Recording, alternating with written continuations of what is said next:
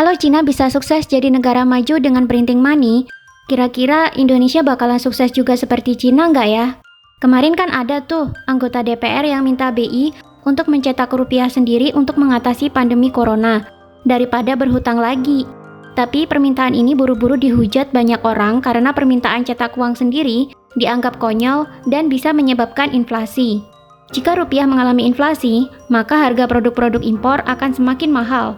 Ujung-ujungnya, harga produk lain termasuk bahan makanan pokok akan ikut mengalami kenaikan. Tapi, ide mencetak uang ini mendapat sambutan positif dari mantan Menteri Perdagangan, Gita Wirjawan. Malahan, Gita Wirjawan menyarankan Bank Indonesia untuk mencetak uang jangan hanya sebatas 600 triliun seperti yang diusulkan oleh DPR, tapi 4.000 triliun sekalian. Ide ini tentunya lebih gila daripada ide DPR untuk mengatasi dampak pandemi corona. Menurut Gita Wirjawan, jika Bank Indonesia mencetak uang sendiri, bisa membantu memulihkan perekonomian dengan cepat. Pemerintah sekarang telah menganggarkan APBN untuk penanganan wabah corona sebesar 405 triliun rupiah lebih, meliputi insentif bidang kesehatan sebesar 75 triliun rupiah, perlindungan sosial sebesar 110 triliun rupiah, dan perpajakan dan stimulus kur sebesar 70,1 triliun rupiah. Jumlah anggaran dan stimulus ekonomi ini pun dianggap masih kurang untuk mengatasi dampak ekonomi akibat pandemi. Beberapa orang pun bertanya, kenapa printing money dianggap tidak menguntungkan bagi Indonesia? Bukankah Cina, Amerika Serikat, dan Jepang juga melakukan printing money? Gita Wirjawan pun berpendapat, banyak negara yang sedang mencetak uang sendiri di kala pandemi ini. Beberapa orang juga berpendapat, kenapa kita nggak menerapkan MMT atau Modern Monetary Theory sekalian ya? Daripada pemerintah kita ngutang terus-menerus, toh utangnya akan terus diwariskan ke anak cucu kita. Printing money sering disebut-sebutkan adalah salah satu bentuk terapan dari MMT. Jika pemerintah Indonesia memilih untuk berhutang untuk menambah peredaran uang di masyarakat, maka MMT tidak memerlukan utang untuk menghasilkan uang yang beredar di masyarakat. Cina adalah salah satu negara yang menerapkan sistem printing money untuk menjaga mata uang mereka tetap rendah dibandingkan dengan nilai mata uang negara-negara maju lainnya, sehingga mereka bisa terus ekspor ke negara-negara lain. Di teori ekonomi yang sedang kita pakai, pemerintah tidak diizinkan mencetak uang sendiri. Pemerintah biasanya berhutang dulu, baik hutang pada bank sentral maupun investor lokal atau asing, untuk menambah peredaran uang. Pemerintah lalu menggunakan uang ini untuk menjalankan pemerintahan, dan uang juga digunakan oleh masyarakat untuk melakukan proses jual beli dalam kehidupan sehari-hari, sehingga roda perekonomian dapat berputar. Semakin bagus roda perekonomian, semakin banyak demand terbentuk. Semakin banyak pula masyarakat akan menyediakan supply untuk demand tersebut. Dampak positifnya, pengangguran menjadi berkurang. Pemerintah kemudian menarik pajak untuk anggaran APBN dan membayar hutang-hutang mereka. Yang membayar pajak tentu saja rakyat. Mencetak uang sendiri tidak dibenarkan dalam sistem ekonomi seperti ini, karena dianggap akan menyeret mata uang negara ke dalam lembah inflasi yang merugikan masyarakat. MMT sendiri muncul karena keinginan orang-orang untuk membuat negara lebih independen dan tidak bergantung pada hutang. Dulunya, teori ekonomi moneter modern ini banyak mendapat pertentangan, terutama dari ekonom-ekonom yang terlanjur nyaman dengan penerapan Keynesianisme. Bahkan ada yang menganggap MMT hanyalah utopia yang tidak mungkin terwujud. Tapi ternyata banyak tokoh-tokoh yang sekarang mulai menggaungkan penerapan MMT. Salah satunya adalah Alexandria Ocasio-Cortez, seorang politikus dan anggota Kongres di Amerika Serikat. Selain itu, ada Stephanie Kelton, mantan penasihat ekonomi untuk Bernie Sanders, calon presiden Amerika Serikat 2020, yang batal mencalonkan diri juga menjadi pendukung dari MMT ini.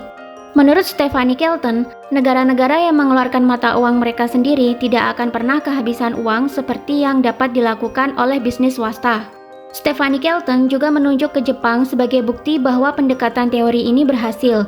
Meskipun ada hutang publik yang tinggi, ekonominya terus pulih dan standar kehidupannya tinggi. By the way, rasio hutang Jepang ini adalah 240% terhadap PDB, jumlah yang sangat tinggi untuk ukuran hutang negara maju. Indonesia saja, rasio hutangnya hanya 30% terhadap PDB.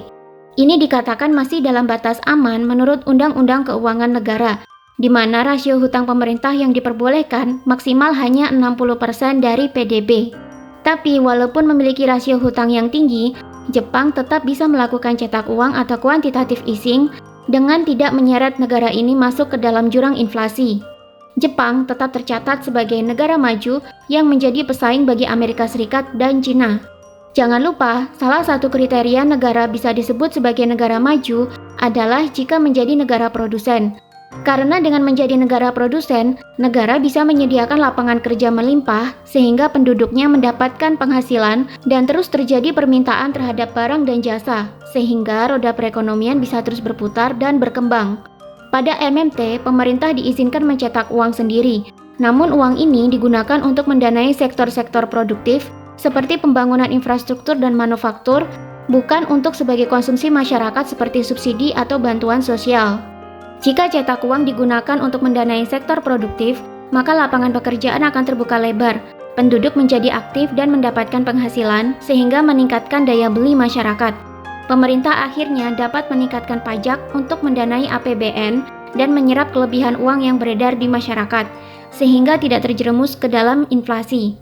Jika MMT ini berhasil diterapkan, maka negara akan mendapatkan beberapa keuntungan. Di antaranya, negara tidak perlu tergantung pada hutang lagi. Negara bisa leluasa mendanai proyek-proyek produktifnya dan menargetkan lapangan pekerjaan terbuka lebar dan terisi penuh. Jika negara menjadi produktif, maka rakyat tidak kesulitan mendapatkan pekerjaan dan mendapatkan penghasilan hidup yang layak. Jika penghasilan penduduk sudah layak, maka dengan sendirinya akan terjadi permintaan jual beli di masyarakat sehingga roda perekonomian terus berkembang. Jika roda perekonomian terus berkembang, pemerintah dapat menaikkan pajak untuk menyerap kelebihan uang yang beredar, menghindari inflasi, sekaligus menambah budget APBN. Jika APBN bertambah, maka pemerintah bisa melakukan pembangunan yang lebih baik lagi, baik di segi pendidikan, kesehatan, komunikasi, transportasi, dan masih banyak lagi. Tapi semua itu tidak akan mampu diterapkan jika negara belum siap untuk menjadi negara yang produktif dan korupsinya masih tinggi. Untuk apa kita mencetak uang banyak-banyak jika pada akhirnya habis untuk dikorupsi? Untuk apa cetak uang banyak-banyak jika ujung-ujungnya dipakai untuk subsidi dan bantuan sosial? Masyarakat terus menjadi masyarakat konsumtif yang tidak produktif, malah akan membuat mata uang itu lama-lama tidak bernilai karena terus inflasi. Cina, walaupun mencetak uang mereka sendiri, tapi Cina juga menjadi negara pengekspor terbesar kedua di dunia. Karena itu, Cina sukses menerapkan printing money di negara mereka. Uang yang dicetak digunakan untuk mendanai sektor-sektor produktif seperti manufaktur.